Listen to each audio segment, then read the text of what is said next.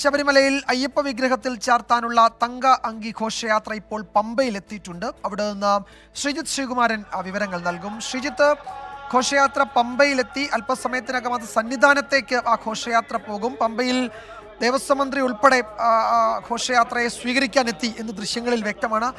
വലിയ തിരക്കാണോ പമ്പയിലും ഇപ്പോൾ, ശ്രീജിത്ത്? തീർച്ചയായും വിജയകുമാർ, വലിയ തിരക്കാണ് പമ്പയിലും സന്നിധാനത്തും ഇപ്പോൾ അനുഭവപ്പെടുന്നത്. സന്നിധാനത്ത് ഏതാണ്ട് നടപ്പന്തൽ കടന്ന ഭക്തരുടെ ക്യൂ നീണ്ടു കഴിഞ്ഞു. ഇതുകൂടാതെ പമ്പയിൽ ഏതാണ്ട് ഉച്ചയ്ക്ക് 3 മണിവരെ അത് ഗണപതി കോവിലിന് സമീപത്തും ഭക്തർക്ക് ദർശനത്തിന് സൗകര്യം ഉണ്ടാവും. അവിടെ പറസമർപ്പണം അടക്കമുള്ള ചടങ്ങുകളെല്ലാം പൂർത്തീകരിച്ചതിന് ശേഷം 3 മണിയോടെയായിരിക്കും ഇത് തങ്ക അങ്കി സന്നിധാനത്തേക്ക് കൊണ്ടുവരിക. അതൊരു രഥത്തിലായിരുന്നുവെങ്കിൽ ഇനി ആളുകൾ ചുമലിലേറ്റിയായിരിക്കും തങ്കയങ്കി സന്നിധാനത്തേക്ക് കൊണ്ടുവരിക. എന്തായാലും സന്നിധാനത്ത് അതിനുള്ള ഒരുക്കങ്ങളെല്ലാം ക്രമീകരിച്ചു കഴിഞ്ഞു.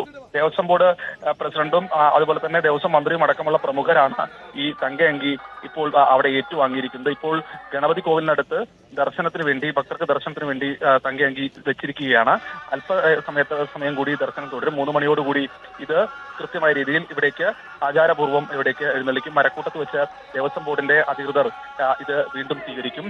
അവിടെ വെച്ച് അയ്യപ്പ സേവാ സംഘത്തിന്റെ സ്വീകരണം ഉണ്ടാവും. പിന്നീട് കർപ്പൂരാഴി അടക്കം വെച്ചുകൊണ്ടുള്ള സ്വീകരണവും നടത്തി സന്നിധാനത്തേക്ക് എത്തിക്കും. തുടർന്ന് അത് ചാർത്തിയാകും ഇന്ന് അയ്യപ്പന് ദീപാരാധന നടക്കുക.